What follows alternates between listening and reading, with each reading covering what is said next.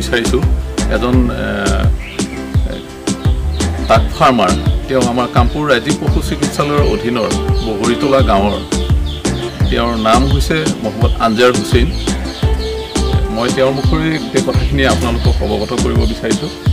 আপোনাৰ এই ডাক ফাৰ্মিং কৰা কিমান দিন পৰা ষ্টাৰ্ট কৰিছিলোঁ আৰু তেতিয়াৰ পৰা মোৰ পোৱালি আনিছিলোঁ বেংগলোৰৰ পৰা 500 আছিল 500ৰ পৰা মোৰ যেতিয়া ফাৰ্ষ্ট লকডাউন ষ্টাৰ্ট হয় তেতিয়া মানে অকণ অভাৱজনক মই কিছু হাঁহ বিক্ৰী কৰিছিলোঁ আৰু মই যিমানখিনি মানে পুহিব পাৰোঁ কেপাচিটি আছিল 170 পিচ ৰাখিলোঁ মই তেতিয়া এইখিনিতে মই ভালে ছাকচেছ হ'লোঁ আৰু মই আগলৈ বিচাৰিছোঁ আৰু মানে নেক্সট মাহৰ পৰা 500 পোৱালি আহিম আৰু এইটো যদি আপোনালোকে ভাল উদ্যোগ দিয়ে তেনে আশা কৰিছোঁ এইটো মই কৰিম কাৰণ মই ছাকচেছ হৈছোঁ ইয়াত বহুত ভাল পাইছোঁ আৰু আগলৈ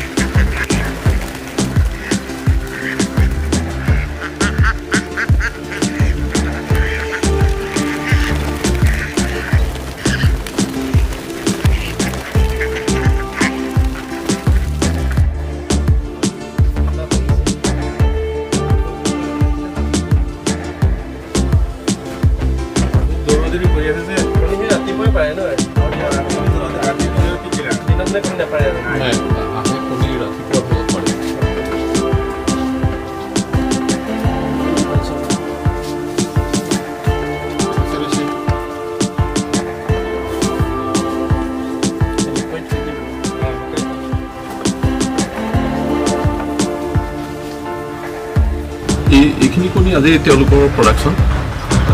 মোটামুটি কিমান হয় 125-30 ভিতৰত কাউণ্টিং কৰা নাই তো তুমি কেনেকৈ বেছি আছা এতিয়া হালি মই এনে হালিটো 80 টকাটো বেছি আছোঁ 75 টকাটো বিক্ৰী কৰি আছোঁ তোমাৰ আজিৰ দিনটোৰ ইনকাম কিমান হ'ব ধৰক 1900 টকা হ'ব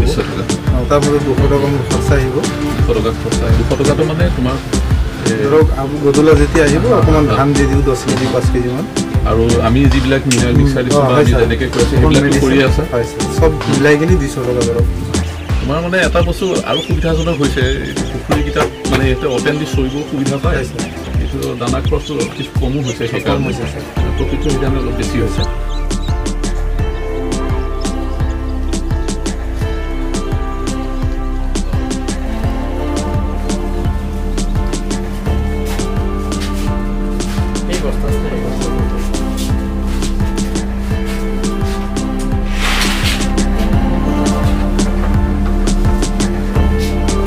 আচলতে এই কণীবোৰ কোৱালিটিৰ ফালৰ পৰা যথেষ্ট উন্নত মানৰ যাক আমি ইংৰাজীত ফাৰ্টাইলিট বুলি কওঁ মানে কণীবোৰ উমনি দি পোৱালি পাব পাৰি আৰু সেইকাৰণে অন্য কণীৰ তুলনাত ইয়াৰ দামটো বজাৰত অলপ বেছি পোৱা যায়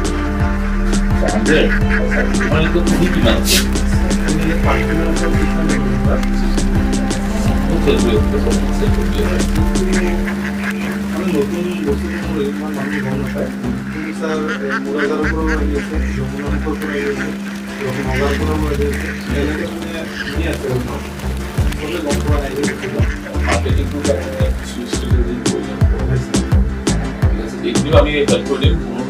আমাৰ ডক্টৰ আছে তেওঁলোকৰ তেওঁলোকৰ ডিছপেঞ্চাৰী আদাৰ যিসকল তেনেকুৱা মানে ফাৰ্মাৰ আছে যি কাম কৰি আছে তেওঁলোকৰ গতিকে তোমাৰ মাৰ্কেটিংটো বাইদেউ আৰু তুমি বেলেগ প্ৰচেছ তোমাৰ দিবা কৰিবা যথেষ্ট ডাঙৰ আৰু যদিও ফাৰ্মাৰ কৰি প্ৰটিন বেছি আমি জানিব পাৰিছোঁ যে আপোনাৰ নিজা এটা ইনকুবেটৰো আছে আৰু আপুনি তাৰ পৰা পোৱালি প্ৰডাকশ্যন কৰে এই বিষয়ে আপুনি দুআষাৰমান কওকচোন স্যাৰ মই মানে দেখিলোঁ হাঁহটো পুহি যদি কণীটো মই পাৰ পিছ 15 টকা বা 20 টকা বিক্ৰী কৰোঁ যিমানটো বেনিফিট হয়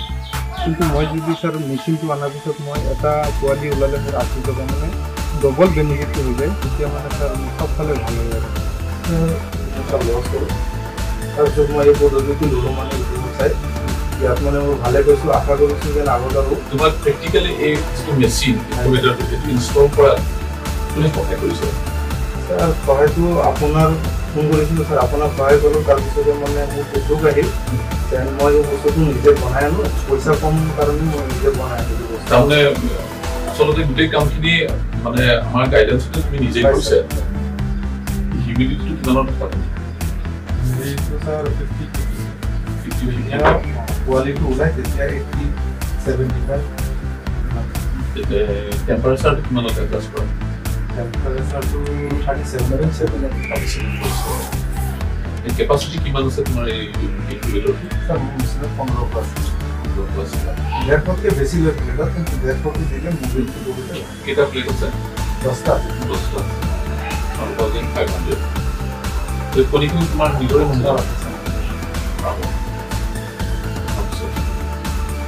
কেইবাৰ তুমি এইটোকে ই কৰিব লাগে কৰিব লাগে সৰু ছাৰ দিনটো চাই যায় 3 ঘণ্টা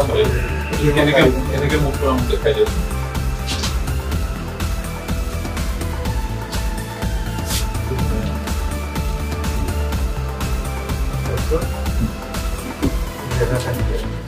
পানী স্প্ৰেও কৰিব লাগে পানী স্প্ৰে কৰোঁ দিনটো 2 বাৰ 6 ঘণ্টা পিছে পিছে টোটেল কিমান দিনৰ মূৰত তুমি পোৱালি পাইছা ছাৰ মই 28 দিনত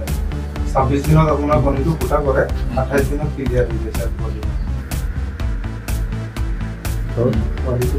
মোক কৰি আছে পোৱালিটো এইখিনিতো বস্তু ঠিকে আছে তুমি তো হাইজেনিক মেজাৰটো মেইনটেইন কৰিবা বিশেষকৈ তুমি যদি এইটো হেণ্ডলিং কৰিবলৈ আহা ভালকৈ হাত ধুই চাফা কৰি এটলিষ্ট তোমাৰ হাতত গ্লভছ লগাব যাতে তোমাৰ পৰা কণী কণ্টামিনেশ্যন ডিজিজ চাইটো মই কৰিব আৰু এটা ৰেকৰ্ড মেইনটেনেন্সৰ কাৰণে এটা ব্যৱস্থা কৰিবা কেনেকৈ কৰিব লাগে মই গোটেই বস্তু তোমাক শিকাই দিম দেখাই দিম তুমি যে ৰোটেশ্যন কৰিছা তুমি যে এটা নিৰ্দিষ্ট সময়ত মন দিলে কৰিছা বা দিনটো দুবাৰ বা টাইম বুলি কৰি য়েছ এই টাইমটো তুমি মেইনটেইন কৰিবা আৰু ৰেকৰ্ডটো মেইনটেইন কৰিব লাগে ৰোটেশ্যন কৰা ইমিউনিটি কিমান আছে সেইটো চেক কৰা অ'কে আছে নে নাই এটা মই টেবুল বনাই দিছিলোঁ সেইমতে তুমি ৰুটিন মানে বেচিছত এই বস্তুটো ৰেকৰ্ডটো মেইনটেইন কৰিবা এতিয়া তুমি দেখিবা তোমাৰ পাৰফৰ্মেঞ্চটো আৰু ভাল হৈছে বাকী এইখিনি ঠিকে আছে আৰু খুব ধুনীয়া কাম হৈছে আৰু যিটো আমি ডিপাৰ্টমেণ্টেল এক্টিভিটিজ হিচাপে মানে এইটো সদায় এই বস্তুটোকে আশা কৰোঁ যে তোমাৰ দৰে এনেকৈ কাম কৰে প্ৰত্যেকজন নিবনুৱা আগবাঢ়ি আহক তোমাৰ দ্বাৰা 10জন উপকৃত হওক আৰু আমি সেইটোৱে এটা এক্সাম্পল ছেট কৰিব বিচাৰিছোঁ তোমাৰ যোগেদি ঠিক আছে আৰু বাকী টেকনিকেল গাইডেন্স যিখিনি আছে ভেকচিনেশ্যন আৰু তোমাৰ যিটো স্কিল আপগ্ৰেডেশ্যন বুলি কয় ইমান স্কিল আপগ্ৰেডেশ্যনৰ কাৰণে আমি আমাৰ বিভাগৰ ফালৰ পৰা ৰুট ছেফটি থ্ৰু দি তোমাক আমি সেই ব্যৱস্থাটো কৰাই দিম আৰু মই আমাৰ জিলা পশুপালন বিষয়া তেখেতৰ লগত মই আলোচনা কৰিম আৰু মই ভাবোঁ তুমি এটা মডেল এক্সাম্পল হ'ব লাগিব ইয়াত বাকী যিকেইজন মই তোমাক ল'ৰা মই পঠাইছোঁ ইয়ালৈ তেওঁলোকে তোমাক আহি পেলাই চাইছে তোমাক দেখি তেওঁলোকে অনুকৰণ কৰিছে আৰু অনুপ্ৰাণিত হৈছে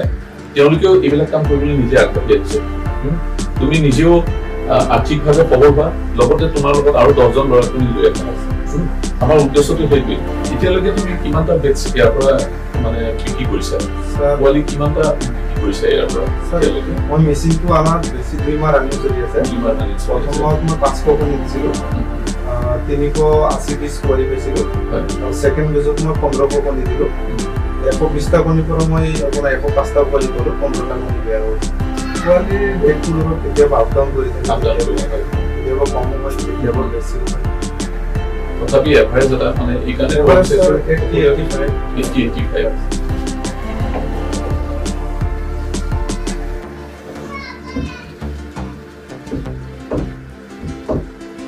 তোমাৰ এই ইনকুবেটৰটো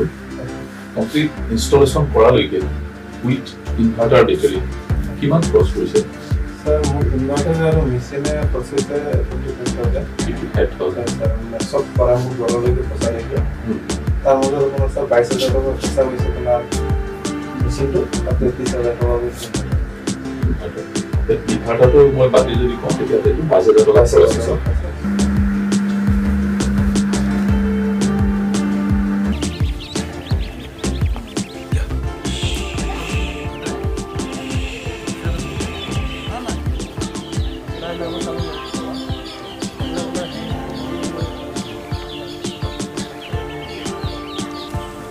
আপুনি বৈজ্ঞানিক ভিত্তিত আপুনি হাঁহ পালন কৰি আপুনি লাভান্বিত হৈছে। ইয়াতে আমাৰ ৰাজ্যিক পশু চিকিৎসালয়ৰ তৰফৰ পৰা আমি যিখিনি দিহা পৰামৰ্শ আপোনাক দিছোঁ, আপোনাৰ নিশ্চয় সেইখিনি গ্ৰহণযোগ্য হৈছে। আৰু সময়ে সময়ে আমি যি ডাক প্লেগ ভেকচিন দিওঁ বা ডাক কলাৰৰ কাৰণে আমি সময়মতে যিখিনি ব্যৱস্থা লওঁ, আৰু মিনাৰেল মিক্সাৰৰ পৰা আদি কৰি যিখিনি আমি যাৱতীয় যিখিনি কাৰিকৰী আপোনাক জ্ঞান দিব লাগে আমি সেইখিনিও দিছোঁ। গতিকে